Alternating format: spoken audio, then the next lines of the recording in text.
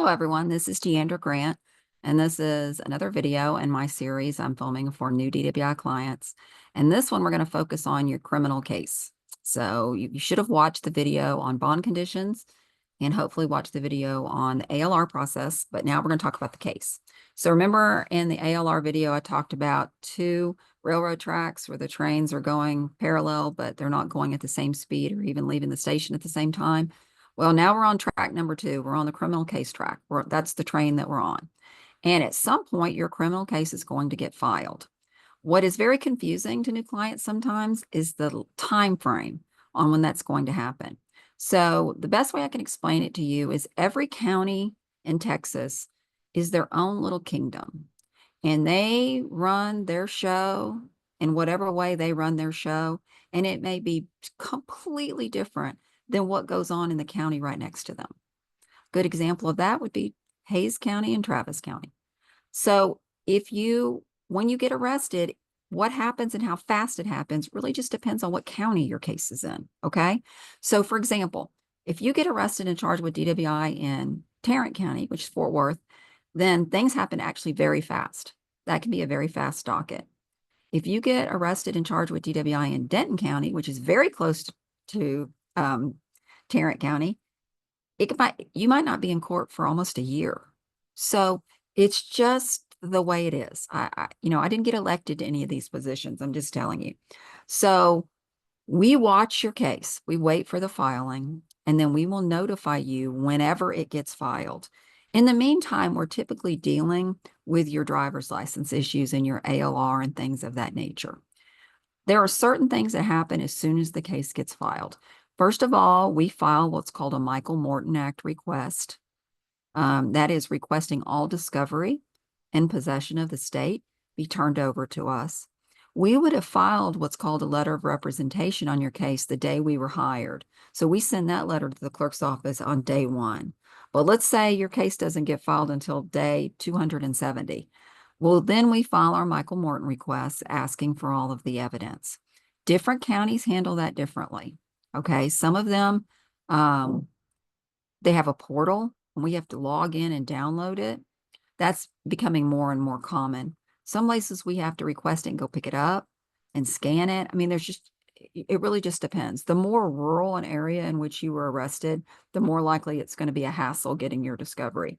You're arrested in one of the bigger areas, the bigger place like Denton or Travis or Dallas, then there's a portal typically, and we're just going to be able to download the information as soon as they make it available to us. Once we get it, then we start going through it, okay? You may have an initial court appearance that gets scheduled. In different counties, it's called different things. In some counties, it's called a first setting. That would be, for example, Dallas. In Denton County, it's called an arraignment setting.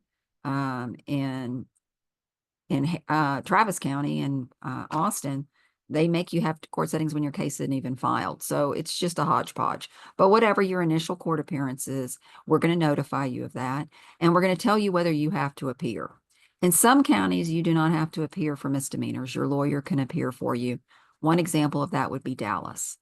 In other counties, you have to appear initially, like at the first setting, but then your attorney can appear at future settings for you. Good example of that's calling. In some counties, you have to appear at every single court date on a misdemeanor for reasons no one can explain to me. That would be Fort Worth, Travis, or Tarrant County. So it just depends on the county. And we practice in a ton of counties. So every one of them has their own situation. But once we appear, then typically we're going to get a plea bargain offer from the DA, whatever it's going to be, whatever their initial offer is. We start going through your discovery in the meantime. And when I say discovery, I know what that means, but you may not know what that means. It means whatever evidence they have, lab report, police report, witness statements, if there was an accident, offense report, videos, whatever there is. There could be video from a squad car. There could be body cam videos from police officers. There could be video from the location where you were. If you were pulled over on the tollway, various tollways around the state, there could be video from the tollway. So it really just depends. Every case has, their own evidence, but there's typical evidence being videos and lab reports and offense reports. And we're going to start going through it. Now, some cases, we have DWI cases that have one video or they have 2 videos. And then we have other cases that have 50 or 55 videos. It's just, we never know. It's across the board. But we watch every single one of them. If you have 55 videos, we watch every single video. And that can be time consuming. So it may take a little bit. But what we do is we write up a case evaluation on your case. And it's a written case evaluation.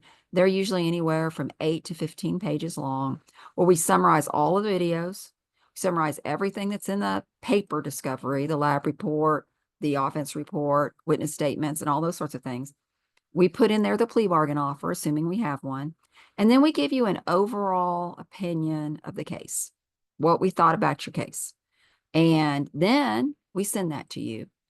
And for your videos, you can watch your videos.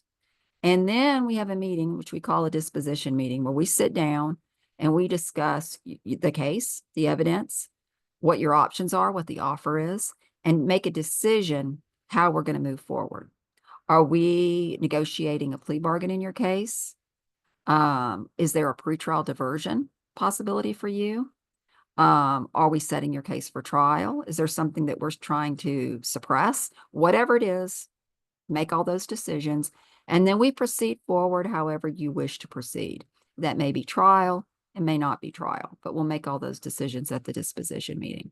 So for purposes of your case, there's no reason typically for us to meet until we have looked at everything, until our case evaluation's done, you've read it, and we can sit down and have an intelligent conversation about it. And so that's when we will have our big meeting and make some decisions. And then if we're going to trial, we'll get into a trial strategy mode. And if we're not, there's going to be some things that we likely want you to do for mitigation purposes prior to a plea on the case. Because sometimes if we have you do certain things, we can end up with a better result. So that's pretty much how things are going to proceed. But with regards to timing, it could be your case, you're arrested, your case is filed, and the whole thing is resolved in 6 months. It could be you get arrested, your case is filed, and the whole thing is resolved in 2 years. It really just depends on the county. And we don't have any control over that. So if you're contacting the office saying, when's my case going to be filed? We have no idea. And sometimes, not always, not even a whole lot of times, sometimes we're able to prevent the case from being filed at all. In other words, through negotiations with the DA's office, they don't file the DWI at all. So that would be the best result other than a not guilty verdict. So just let us do our job. Know that we're working for you. If you have issues, reach out to us. In my case, Cheryl is a great resource. She's always there to help you. Your attorney assigned to your case is always there to answer questions. And we'll move forward with this as smoothly and efficiently as we can, always taking your thoughts and considerations into mind, okay? So I look forward to working with you in whatever manner we end up resolving this case. You'll notice when you receive, can't talk today, I've been doing too many videos. When you receive your DWI case evaluation, you're going to see my name at the top of it because I'm the one that edits it. Many of them I write, but if I didn't write it, I edited the whole thing. And I made the ultimate decision on what our opinion was of your case. So know that every single DWI case, whether it's assigned to me or not, has gone through my hands. It's been reviewed by me in addition to the attorney on your case, because as you were told during your initial consult, we do team representation at DWI on DWIs in this firm. So there's several lawyers looking at your case at any given time. One lawyer may be reviewing all the paper. One lawyer may be reviewing all the videos. The same lawyer may be doing both of those things, or it may be me doing it. But ultimately, the written product comes with my name on it. So once again, please breathe easy. Try not to be too stressed. This is going to go on for a long time. You don't want to be in just a complete meltdown mode through the entire process. It's going to all work out. We're going to do the best job we can for you and hopefully end up with some really good result that makes you very happy and gets you past this really, really unpleasant period of your life. Okay?